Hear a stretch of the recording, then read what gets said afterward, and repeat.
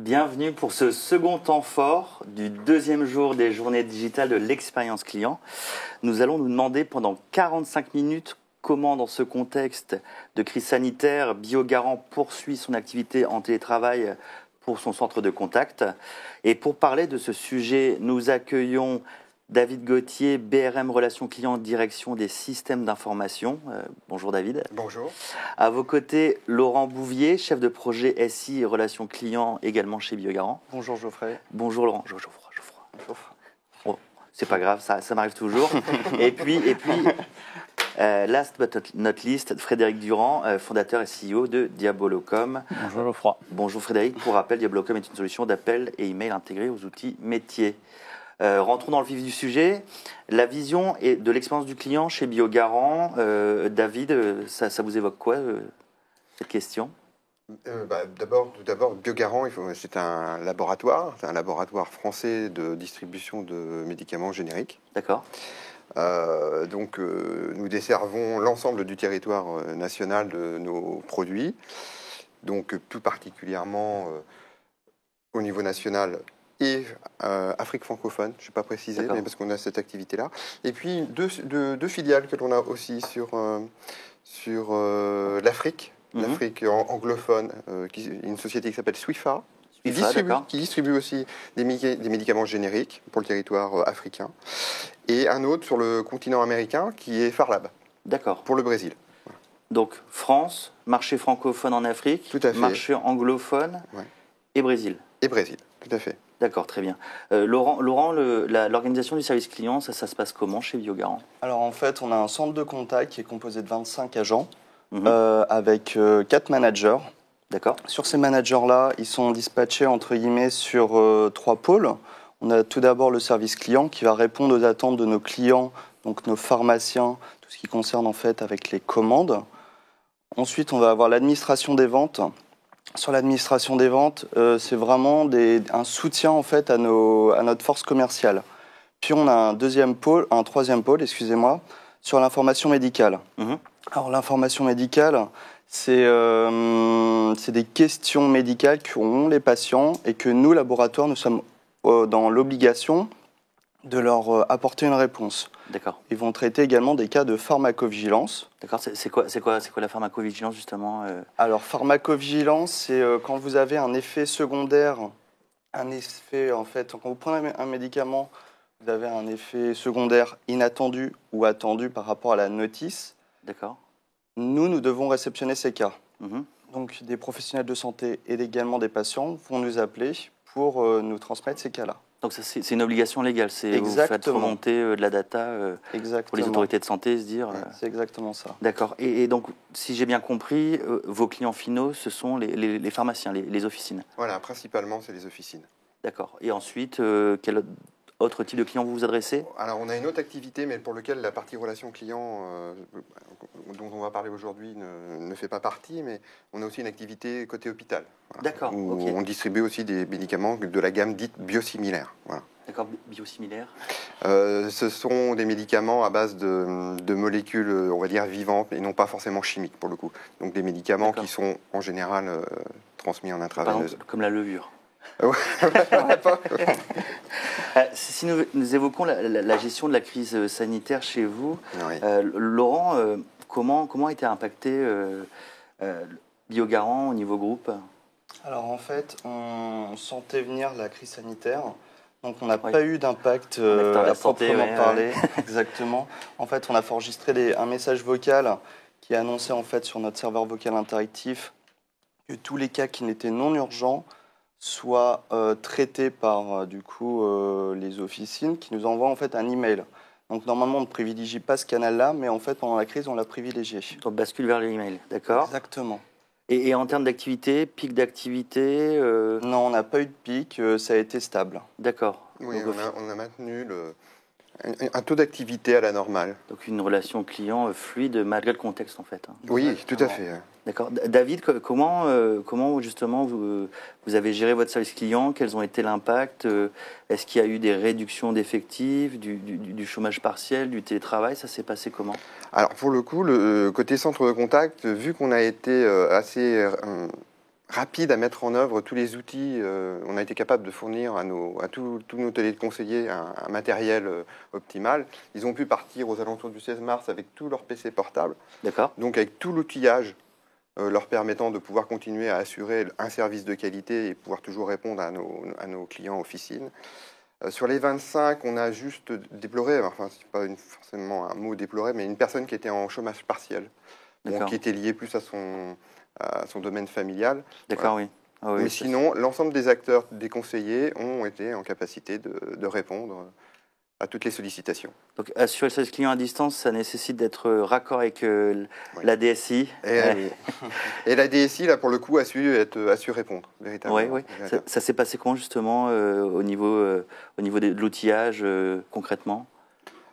Comme je vous disais, ça s'est passé de la façon où on a senti venir un petit peu une semaine avant le vent venir du confinement. Et donc, voilà, comme je vous disais, on a préparé tout un panier pour qu'ils puissent partir dans des conditions normales, c'est-à-dire avoir un laptop, avoir toutes les connexions possibles et l'accès à tous les outils qui font qu'ils ont besoin d'être en relation avec nos clients. La solution Diabolocom et d'autres outils que nous avons chez nous. L'accès VPN, ça a été pendant le L'accès confinement? VPN, ça a été. Alors, effectivement, les premiers jours ont été un petit peu à tatillon parce qu'il y avait besoin de mettre quelques coups de tournevis, histoire d'assurer. Mais le service, après, dans l'ensemble, en moins de 15 jours, était optimal. David, je me tourne vers vous. Comment vous avez réussi à superviser, manager David. Comment avez-vous réussi à superviser vos équipes? Ce que l'on a fait, c'est que côté plateau de la relation client, on a maintenu 3 types de réunions. On avait d'abord nos réunions entre nous, superviseurs, pour un petit peu savoir comment se passait l'activité. Donc ça, c'était voir si tout était fonctionnel. Ouais. Ensuite, on avait aussi cette proximité que l'on avait vis-à-vis de téléconseillers débutants qui étaient aussi, eux, accompagnés. Ça faisait combien de temps, justement, quand le confinement était... On avait des gens qui étaient là à peu près depuis 15 jours, maxi à mois. Et donc, oui, c'est pas beaucoup, oui. Non, et donc ils sont arrivés, malheureusement, dans une période un peu, comme je dis, assez inédite. Et on a mis un peu le focus pour les accompagner. Donc, tous les jours, il y avait un point avec ces personnes débutantes pour les accompagner, pour répondre à leurs questions. Et puis après, pour l'ensemble, parce que nous sommes 25, et pour continuer à assurer le service, on organisait aussi des réunions par 3. D'accord, oui. Histoire de capter du feedback, de prendre un petit peu la température de l'état d'esprit. Et ça va, c'est justement ces jeunes profils qui étaient en onboarding pour accrocher les wagons, il y a eu un peu plus d'inquiétude ou finalement... Pas tant que ça, parce que c'est quand même des profils assez jeunes pour le coup, et qui sont hyper appétents à ce type d'outils. Donc voilà, là c'est plus de les accompagner dans les difficultés qu'ils peuvent avoir vis-à-vis de certains clients ou comment savoir les rassurer ou tenir un discours. Ah oui. Et comment le lien social, ça a été un gros enjeu du confinement pour tout le monde, dans la sphère privée comme dans la sphère professionnelle. Vous avez su maintenir le lien comment chez vous? En créant ces points de rendez-vous quotidiens. Véritablement. Je pense que Laurent en parlera mieux que moi, mais des points de rendez-vous quotidiens qui permettent d'avoir toujours, d'être comme si on était sur le plateau, sauf que là, on avait tous les outils aussi derrière qui nous permettaient de pouvoir se voir visuellement en vidéo et de pouvoir échanger, ressentir un petit peu l'état d'esprit et puis être en capacité de répondre. Les premiers jours ont été quand même... on a eu beaucoup de demandes côté chat parce que c'était la première fois qu'on arrivait du jour au lendemain, on se dit on s'en va et on se retrouve chez soi et la vie continue, quoi. Et on assure le service. D'accord. Et justement, là, Frédéric, vous avez travaillé un peu avec Frédéric. Oui. Ça s'est passé comment, justement, pour aider à superviser votre relation client? Avec Frédéric, ce qui est bien, c'est que on a l'outil Diabolocom. Et l'outil, ce qui était très intéressant, c'est que même en dehors de nos locaux, est accessible. Il est accessible, donc il nous permet de pouvoir faire de la double écoute, c'est-à-dire qu'on était en capacité, au besoin, et surtout pour accompagner ces jeunes gens qui débutaient un petit peu sur la fonction de téléconseiller, de pouvoir les écouter et de leur donner des conseils. Et puis, ce qui nous permettait aussi, toujours la solution Diabolocom, c'est aussi de pouvoir suivre tous nos KPI, savoir où en est l'activité, si on n'avait pas de perte d'appel, voilà. Je crois savoir que vous aviez aussi un outil collaboratif. Alors, on a aussi cet outil collaboratif. Alors, l'outil collaboratif, c'était plus pour nos points, nos réunions. Ouais. Nos réunions tous les jours, qui nous permettent de pouvoir échanger, comme je vous le disais tout à l'heure, sur ce qui se passait autour de l'activité. Et de se voir. Ouais. Parce que je crois que ça, c'est super, enfin, c'est très important. Et puis, il y a cette proximité, c'était de conserver cette proximité. Voilà. D'accord, donc toujours plein d'outils, mais sans fâcher la DSI toujours. Ah non, et c'est surtout que c'est la DSI qui met à disposition tous ces outils, Oui, donc, oui, bien évidemment. dont nous faisons partie, moi et Laurent. Donc, Oui. voilà. Bien sûr. Laurent, un petit mot ajouté sur le sujet? Alors sur le sujet, nous, sur l'outil justement de visio qu'on a eu, le déploiement n'aurait pas dû être effectif aussitôt. Par contre, la crise a un petit C'était peu... prévu. C'était prévu, mais dans quelques mois, en fait, on a pu l'accélérer réellement. D'accord. Avec toutes les équipes, et on a écumé un petit peu les tests, et ça s'est très bien passé. Et les collaborateurs ont été ravis en fait de cet outil qui est arrivé vraiment au bon moment. D'accord. Une adoption, une accélération du digital. Complètement. Comme ont connu beaucoup d'entreprises et de secteurs. Frédéric, chez Diabolocom, ça s'est passé comment justement? Écoutez, nous, notre activité a continué comme si de rien n'était. En fait, on avait Diabolocom est une entreprise qui est née dans le cloud dès le départ et des solutions complètement hébergées. Nos bureaux, finalement, ne sont que des bureaux administratifs et on peut se connecter à l'ensemble de nos plateformes de n'importe quel endroit, de manière totalement sécurisée. Donc finalement, les gens, au lieu de venir au bureau, sont restés chez eux. Et je dirais qu'on avait eu en plus, on s'était bien entraîné pendant les périodes de grève. D'accord. Voilà, donc tout était rodé et en fait on a été sur le pont dès le premier jour et parfaitement opérationnel pour accompagner nos clients dans leur reconfiguration en mode télétravail. Ouais, c'est vrai, ce qui est étonnant, ce que vous soulevez, Frédéric, c'est que c'est vrai qu'on a connu la période de grève et que là les entreprises étaient réticentes face au télétravail et là maintenant ça c'est rentré dans les mœurs. On ne sait pas comment ça va s'organiser à l'avenir. En fait la question ça va être quel est le mix de télétravail, quel est le mix présence au bureau et télétravail. C'est le mode hybride qui risque de se mettre en place. Mais... Ouais, une petite question un peu légère. Vous avez mis des choses en place, pardon. Vous avez mis en place des choses fun durant ce confinement pour un peu divertir vos... il y avait des channels Slack qui étaient assez actifs, notamment un qui s'appelle Coffee Room où les gens en fait échangeaient. D'accord. Quand ils avaient envie de faire une pause, pouvaient échanger avec leurs collègues et partager des vidéos. Enfin, voilà. Toutes choses un peu divertissantes. Ouais, le chat informel, quoi, un peu comme on est dans la machine à café. Exactement, voilà. Essayer de recréer en fait une machine à café virtuelle. D'accord. Même si, effectivement, c'est toujours plus compliqué à distance, hein, mais on y arrive quand même. Oui, moi j'ai essayé les apéros à distance, quand on se déconnecte, c'est pas la même chose. Hein. Ouais, on perd des points de convivialité. Et puis la bouteille de vin, il y a moins de personnes pour la boire. Ouais, voilà. Donc, bon, ça coûte moins cher aussi, finalement. On boit plus.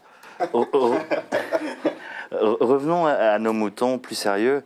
Est-ce que le télétravail, pour vous, Laurent, David, est envisageable et généralisable dans un laboratoire pharmaceutique?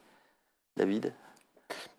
J'ai tendance à dire que nous, aujourd'hui, face au succès qu'on a eu, à toujours pouvoir assurer cette qualité de service, oui, on réfléchit, cette réflexion est véritablement en cours pour généraliser cette montée du télétravail. Aujourd'hui, il y a quelques réflexions qui sont menées. D'accord. Il y aura une vie après, c'est certain. D'accord. Et justement, si on parle de la vie d'après, Laurent, il y a des choses qui vont être mises en place. Vous pensez à quoi comme projet? Alors, comme projet, en ce moment, on est en train de mettre en place, avec la solution Diabolocom, ce qu'on appelle Welcome Back. Donc, en fait, sur notre site, pour nos professionnels de santé, on va avoir un petit bouton pour être rappelé automatiquement. Et les pharmaciens vont pouvoir indiquer en fait l'heure sur laquelle ils vont pouvoir être rappelés. On s'est dit que ça serait vachement utile. Donc, très concrètement, le web callback, c'est un petit bouton, c'est quand même un petit call to action sur le site ou sur une phase de chat? Non, c'est sur le site. Sur le site, avec une demande soit de rendez-vous en fait avec nos commerciaux, mais également là, ça va être d'être rappelé. On va avoir les deux types, en fait. Juste un clic.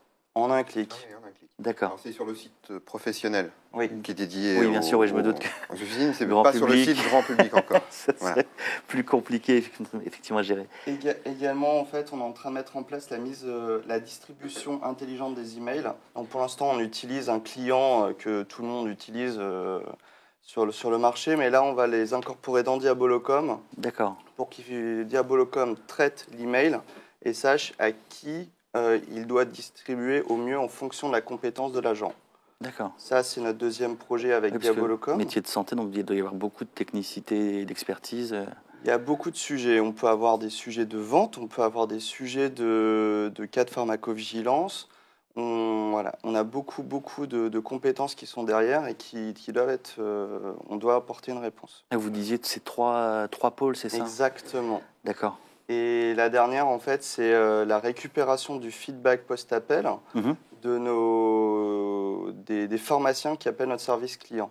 D'accord. Donc avec un système de notation pour que nous, on sache si on est dans la bonne voie, dans la bonne direction et d'établir des plans d'action. D'accord, très bien. Frédéric, David, Laurent, vous avez des conseils pour être efficace en télétravail?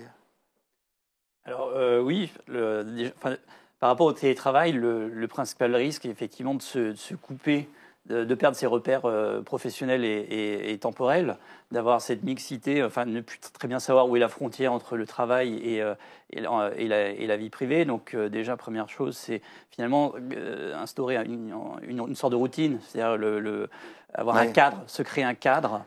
Et se définir des limites, ne pas oublier de faire des pauses de manière à s'aérer l'esprit.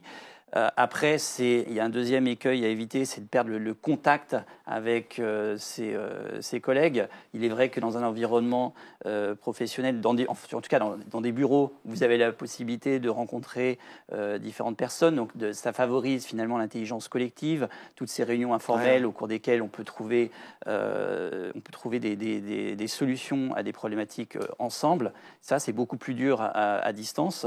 Et même s'il y a des outils digitaux, qui permettent finalement de communiquer, d'échanger avec les autres. Mais finalement, ces possibilités d'échange, elles sont limitées au premier cercle de contact. Les personnes avec qui vous n'avez pas forcément de lien, mais en les croisant dans les couloirs, vous échangez sur un sujet et puis finalement, ça apporte un élément de réponse à une problématique plus globale. Ça, vous ne l'avez pas.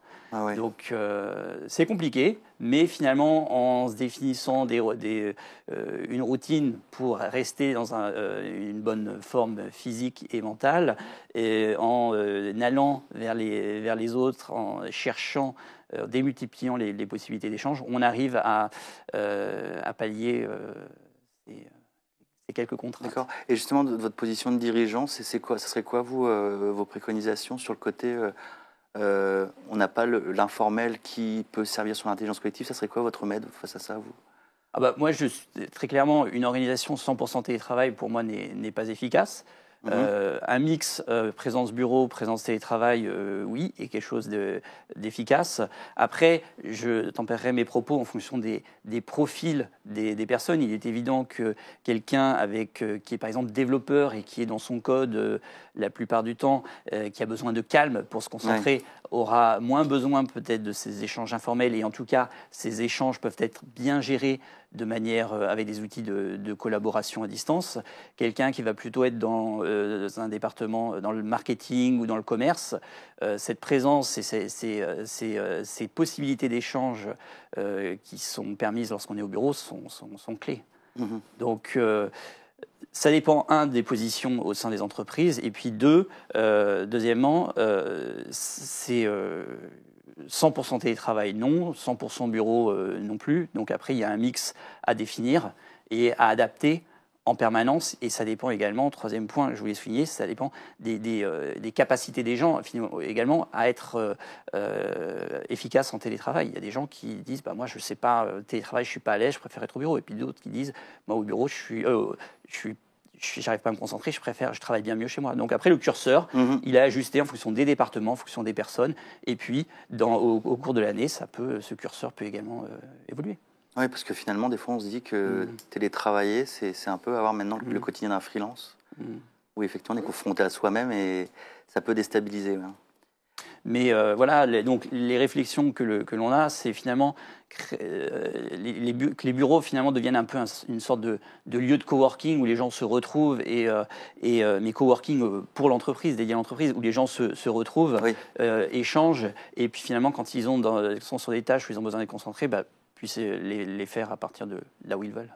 Donc là, on est un peu vraiment sur le télétravail, pas remote, pas home office, ni au siège. On est vraiment sur des lieux tiers, on va dire, un peu où les gens pourraient se retrouver effectivement pour. Et après, voilà, on a cette expérience à la fois au sein des Bolocom de personnes complètement au bureau. C'est ce qu'on avait, ce qui était en vigueur en France.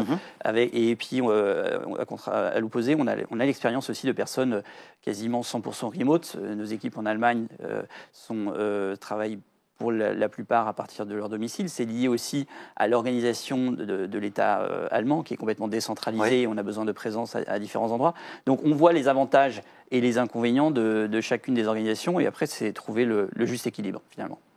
D'accord. David, votre avis sur le sujet, les conseils pour vous pour être efficace? Frédéric, effectivement, a balayé un petit peu un cadre assez large et sur lequel on se rejoint avec lui. Moi, j'apporte une importance assez poussée sur le lien, de conserver effectivement le lien, d'avoir cette nécessité de toujours mettre en place ces points d'échange. Pareil, de la même manière, aujourd'hui, moi j'ai bien ressenti que dans mes équipes, tout le monde était véritablement ouvert à vouloir poursuivre le télétravail. Voilà, j'ai commencé à tâter un petit peu le terrain, à apprendre le ressenti, parce que ces 3 mois passés ensemble, ou même avec toute la partie du centre de contact, c'est très bien passé. Tout le monde, parce que peut-être aussi, alors je ne sais pas dire, mais bon, Biogarant, on a quand même une moyenne d'âge de 35 ans, c'est des gens qui sont hyper appétents à tous ces outils digitaux, ils n'ont aucune difficulté à les utiliser, mais malgré tout, on croise quand même quelques personnes qui n'étaient pas forcément à l'aise avec ce mode de télétravail et qui, à un moment donné, a ses limites pour eux, ce que l'on entend. Et c'est pour ça aussi qu'on a cette réflexion aujourd'hui de se dire, il existera sûrement un mode hybride. Un mode hybride. C'est cette réflexion qui est en train d'être posée chez nous. D'accord. Et Laurent, Alors moi, je rejoins complètement Frédéric, c'est déjà d'apporter un cadre. Et pour moi, le cadre, c'est déjà la petite pause café du matin qui va très bien. Ensuite, ça va être d'organiser vraiment sa journée et le faire la veille, parce qu'on va avoir des journées qui vont pouvoir défiler très vite. Et surtout, comme on n'est pas dans un espace dans les bureaux pro-travail, ça va commencer à se déstructurer. C'est-à-dire, on va être sollicité de toutes parts, enfin moi en tout cas dans mon métier, par des métiers ou d'autres chefs de projet. Et donc, il va falloir aussi être réactif, détecter les bonnes urgences et également être flexible. C'est-à-dire, on va devoir passer d'un sujet à un autre très rapidement, ce que je n'aurais pas forcément fait quand j'étais au bureau, en fait. Là, chez moi, ça va être vraiment facile. En fait, on a une facilité d'accès avec les outils qu'on dispose aujourd'hui pour solliciter les gens. Oui. Du coup, il faut faire attention à ça. Et également, pour être efficace, ça va être aussi de comprendre vraiment les personnes qui sont en face de nous par rapport à leur situation professionnelle et personnelle, parce que du coup, tout ça est mélangé. Et quand on peut solliciter quelqu'un, le souci, c'est qu'il peut y avoir des enfants ou d'autres choses. On a quelque chose qui ne serait jamais arrivé. Et il va falloir en fait faire avec et des fois changer de sujet pour mieux avancer, revenir vers la personne. Je vois. Et moi, je sais que je portais une attention assez particulière par rapport aux gens de mon équipe, sur lequel je leur disais, effectivement, il faut qu'il y ait un cadre. Mais c'est pas parce qu'on est en télétravail qu'il faut dépasser et de terminer à 20, 22, 23, 24 heures. Parce qu'on peut être tenté, en fin de compte. On est chez soi, l'outil il est toujours à disposition. Je leur ai demandé de savoir décrocher de temps en temps. Moi, j'avais la facilité de me dire à un moment, à 22 heures, de reprendre et de dire, hop, je recommence. Là, pendant le confinement, oui, des fois, on recevait des mails à des horaires assez étonnants. Et là, c'est de se dire, ce droit de décrocher, il faut se l'appliquer. Enfin, je veille surtout, moi, à ce facteur humain où je leur dis, attention, allez pas en faire de trop, veillez à ce cadre de rester dans des horaires qui soient assez qui soit clair, quoi. Et dans ces cas-là, l'idée pour vous, c'est d'imposer un cadre, une gestion très timée de son emploi du temps, être contrôle fric un peu, si je tire le trait à l'extrême, ou au contraire de dire c'est une façon de responsabiliser, de mettre de l'autonomie chez nos collaborateurs, et après on les accompagne dans cette forme d'autonomisation en fait. Ah oui, tout à fait. Mais, ils ont toute leur autonomie, mais attention à ne pas dépasser un certain cadre. Et puis, voilà, derrière ça, tout à chacun, d'un seul coup, votre bureau, il devenait, enfin, votre lieu de vie devenait aussi votre bureau. Et c'est de savoir faire la part des choses à un moment donné. Voilà. Moi, je me suis vu, je vais vous donner un exemple qui va être assez drôle, je me suis vu sortir de ma douche. Ouais. Voilà. Et d'un seul coup, je dis, tiens, il faut que j'envoie ça. Et... Ouais. C'est bon, je sors de ma douche, il faut que tu décroches, David. Ouais. Ah oui, le bureau est partout. Oui, le bureau, il était partout. Il était dans ma cuisine, il était dans ma chambre, il était dans toutes les pièces de vie qu'on a. J'ai une dernière petite question avant d'entamer justement le moment de questions-réponses des visionnautes. Vous, en tant que manager et dirigeant, c'est quoi les signes de décrochage justement du collaborateur quand vous sentez, là, ce collaborateur, il est un peu dans le mal, il commence à fatiguer, ou il est un peu moins sérieux, ou il commence à rendre les choses en retard, ou il bosse plus comme avant. C'est quoi les indices à distance que vous percevez, vous, en tant que manager, et puis Frédéric, vous, en tant que dirigeant?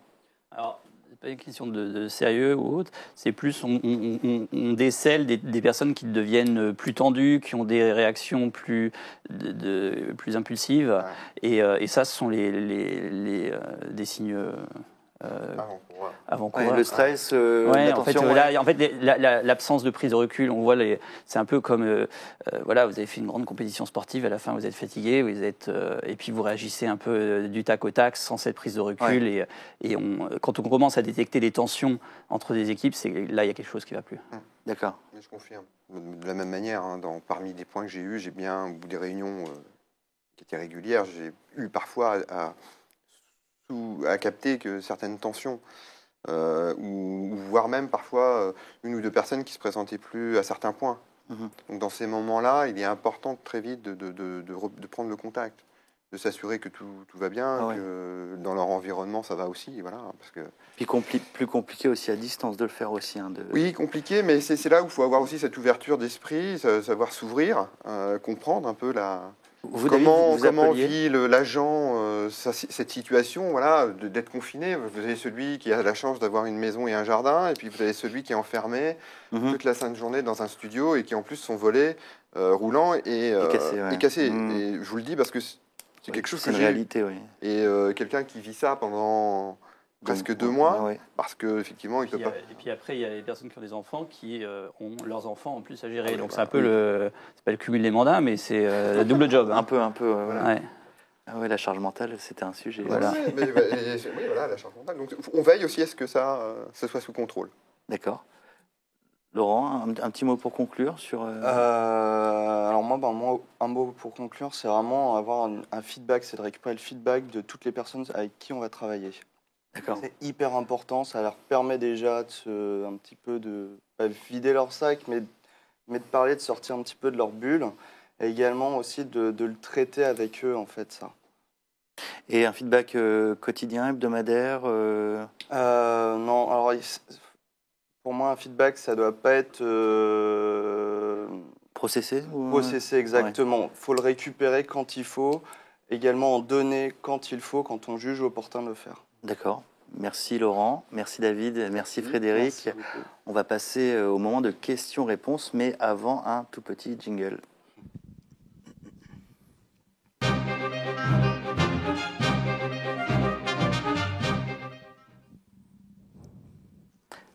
De retour sur le plateau d'Agora News Expérience Client avec Brice en voix off qui va poser les questions des visionnautes donc à Frédéric, Laurent et David. Bonjour Brice. Bonjour. Est-ce que vous avez dû adapter les KPI suivis lorsque les équipes étaient en télétravail? Et lesquels? Il ne m'a pas semblé. Non. Non. On n'a retouché à aucun de nos KPI. Enfin, en tout cas, sur la partie plateau relations clients, on avait déjà nos KPI, nos wallboards qui nous parlent. Donc, non, on n'a pas eu du tout à les adapter pour le coup. Très bien. Brice, une autre question? Est-ce qu'on pourrait imaginer un centre de contact avec des téléconseillers en télétravail issus de pays différents? Ah, c'est une sacrée question. Une excellente question. Alors nous, après, peut-être, mais dans notre secteur d'activité, non, parce qu'en fait, on doit être vraiment proches les uns des autres, avoir la même culture d'entreprise. Et ça se fait également sur la localisation. Oui, il y a des spécificités de marché en fait très fortes. Exactement. Puis peut-être le côté aussi légal qui n'est pas le même. Il n'est pas le même selon les différents pays. Ouais. Donc là, ça demanderait d'avoir des super conseillers. On a l'exemple d'un de nos clients qui est Unatra Caterpillar, donc l'un des 5 distributeurs officiels de Caterpillar au niveau mondial, qui couvre l'Angleterre, tous les pays d'Afrique anglophone, le Moyen-Orient et la Russie, qui, pendant la crise, a fonctionné avec des personnes travailler à partir de leur domicile et dans plus d'une dizaine de pays. D'accord. Et ça a très bien fonctionné. Très bien. Mais après, c'est une organisation qui est déjà dans un fonctionnement très international. Oui, ça a été de base, oui. Là, effectivement, c'était pas segmenté comme vous. Brice, une autre question? Question très simple, quelles leçons tirer de cette crise, selon vous? Il faut savoir se remettre en question et bouleverser même nos méthodes de travail. Elles peuvent être bouleversées du jour au lendemain. Est-ce que vous avez le plus bouleversé, vous, personnellement? Ça a été un peu tout, en fait. Comment l'organisation de nos journées sont bouleversées, le mode de communication également, les rapports humains aussi. Parce que moi, en fait, personnellement, au bout de 2 mois, c'était quand même assez difficile de plus voir vraiment mes contacts, quoi. Donc on a organisé des points de café pour que ça soit vraiment informel. Et ça a été important. Ouais. On a adapté aussi avec le temps nos réunions. Voilà, on les a rendues un petit peu plus festives aussi. Voilà, c'est pas parce qu'on fait des points sur le suivi de nos projets qu'il ne faut pas rendre ça un petit peu plus fun ou funky. Et là, on jouait sur quel était ton état d'humeur musical. Donc voilà. Donc voilà, je suis dans un état d'esprit rock, funk. Enfin, voilà, on essayait de donner une autre saveur. Voilà. D'accord. Et vous, Frédéric? Le retour d'expérience, c'est on a une activité très chargée et le principal défi, c'était vraiment de mettre une limite entre la vie professionnelle et la vie privée. D'autant plus qu'avec le confinement, on ne pouvait pas trop sortir. Ah ouais. Donc il y avait ce côté un peu finalement abrutissant. Ouais. Vous imaginez, moi je passe mes coups de téléphone en marchant dans mon appartement. Ma compagne n'était pas très heureuse de voir des traversées d'appartement à longueur de journée. Mais je porte pas de talons dans l'appartement. Mais il y avait quand même un aspect positif. Enfin, moi, pour ma part, j'ai trouvé qu'il y avait eu ce challenge du jour au lendemain que les gens puissent se retrouver confinés, enfermés. Et ils ont tous su s'adapter véritablement. Plus ou moins bien, plus ou moins dans le temps. Et je trouve que ça, c'est hyper important. Et s'approprier des outils qu'on avait commencé à mettre en œuvre, mais pour lesquels il n'y avait pas une totale maîtrise. Mais pour le coup, ils n'avaient pas d'autre choix que de passer à la vitesse supérieure et de se les adapter. Et pour le coup, ils s'en sont tous appropriés. Je rejoins ces propos. C'est-à-dire que nous, ce qu'on a observé, c'est que en fait, cette crise a aussi accéléré de manière phénoménale le déploiement de solutions chez des projets qui étaient en cours, chez nos clients, mais dans une logique de pouvoir être prêt pour le télétravail. Donc ça a fait sauter beaucoup de digues, certaines organisations qui pouvaient être réticentes et autres. Finalement, elles se sont rendues compte que il y a toujours des solutions et que leur activité pouvait continuer à fonctionner parfaitement dans une organisation éclatée, enfin décentralisée.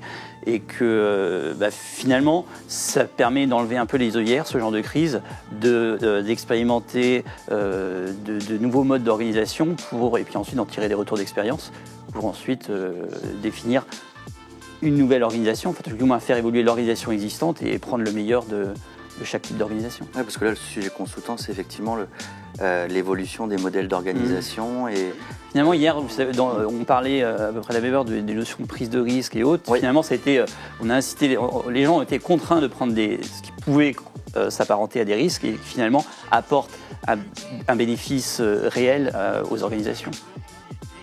Moi, la question que je me pose, c'est aussi la question des économies d'échelle. C'est un peu notre modèle d'entreprise au final.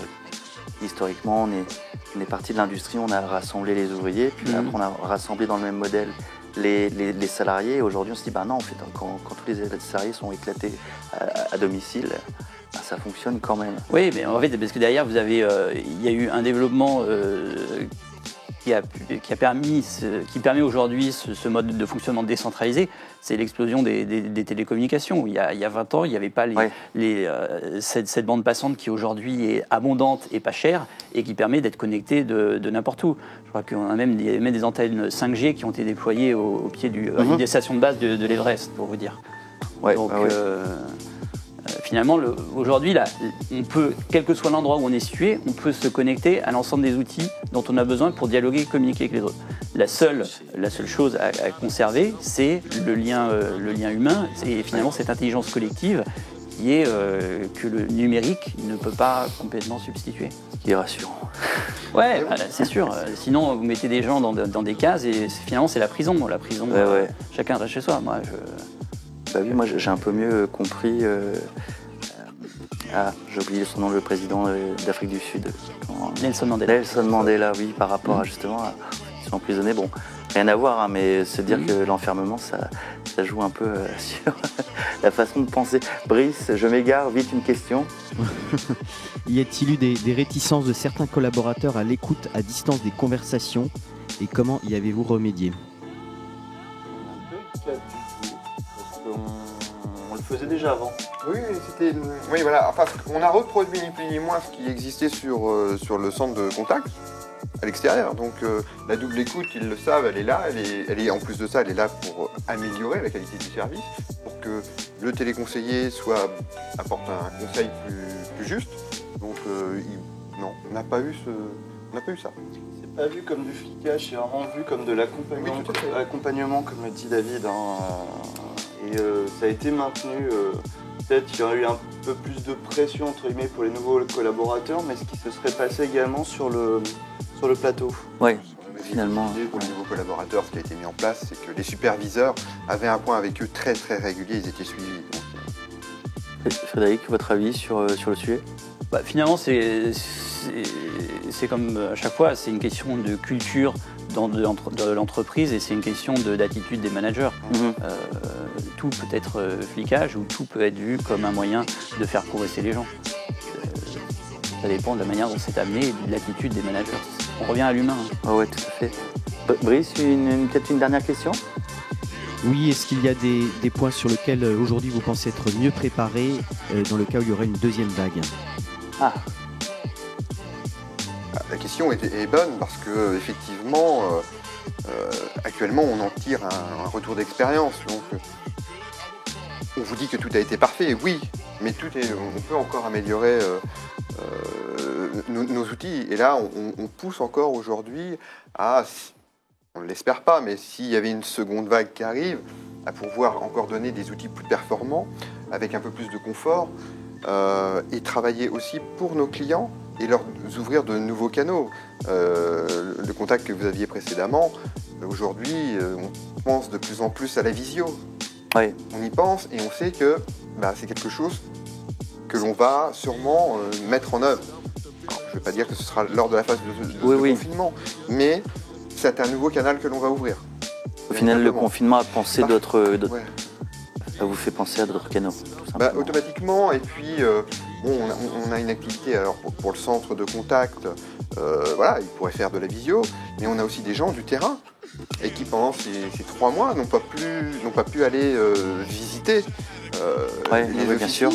Et que eux peuvent continuer à ce moment-là en faisant des rendez-vous par visio parce que le commerçant, parce que le pharmacien est un commerçant, quand vous passez peut-être 1 heure au téléphone, ça n'a peut-être pas d'intérêt, mais de voir la personne, ça crée peut-être un petit peu plus un contact plus chaleureux. Voilà. Moi non. Très loin. Frédéric, sur la question. Oui, effectivement, sur les parties visio est effectivement un canal de communication complémentaire et pertinent. Je toujours la même chose hein, selon les cas d'usage, mais on a l'exemple d'Air Liquide, un de nos clients qui on fournit le système de Visio Contact Center et ça leur permettait déjà avant d'éviter des visites de techniciens sur site. D'accord. Et on peut imaginer que ça laisse entrevoir aujourd'hui la possibilité de substituer des contacts à distance à des rendez-vous sur site. Donc c'est-à-dire qu'en temps réel, la personne avec en fait, une caméra... le smartphone, vous montrez par exemple votre équipement ou autre, et le conseiller à distance lui permet. Il envoie via WhatsApp ou... Non, c'est pas une vidéo que vous envoyez, c'est un canal, c'est comme si vous aviez. D'accord. En visio. En visio, du temps réel.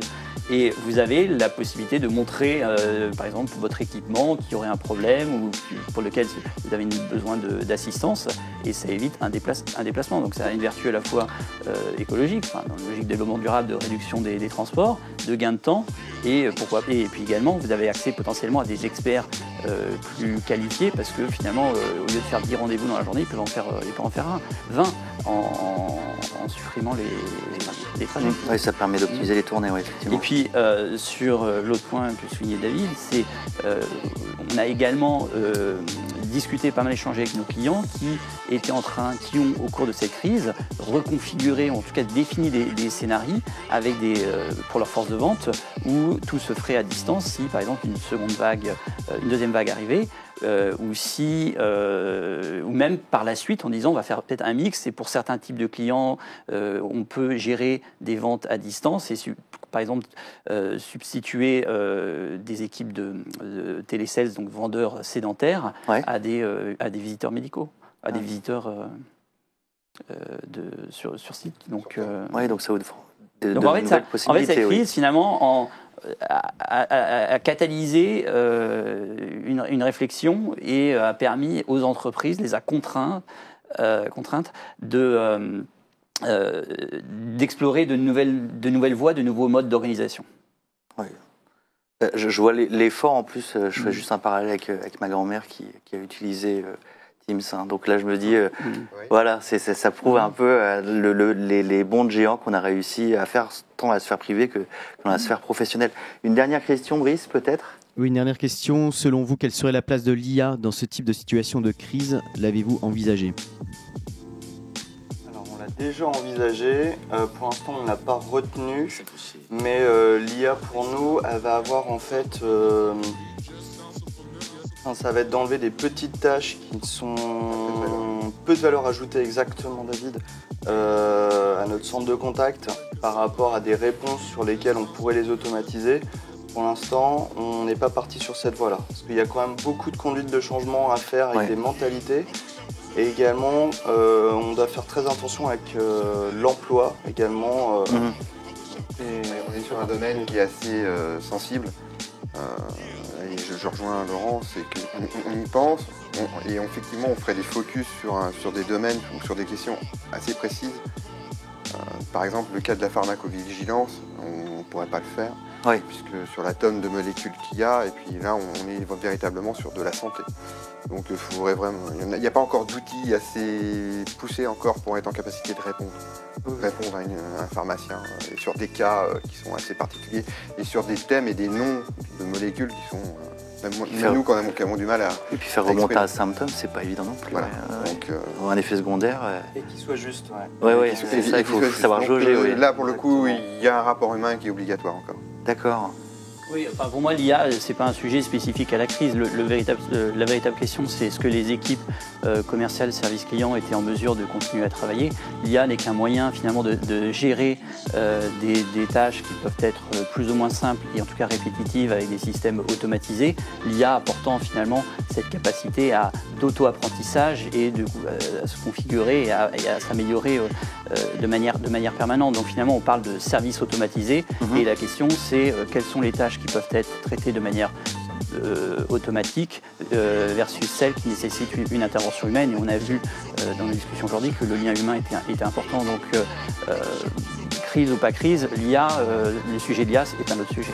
Mais vous ne pensez pas, Frédéric, que le confinement a obligé les entreprises à utiliser des outils digitaux, à accélérer beaucoup de choses? Mais si, mais les outils digitaux, c'est pas forcément... ce sont des outils de communication. Ça arrive bientôt? Ce sont des outils de communication. L'IA vient en complément de ces outils de communication, mais que vous soyez à domicile ou ailleurs.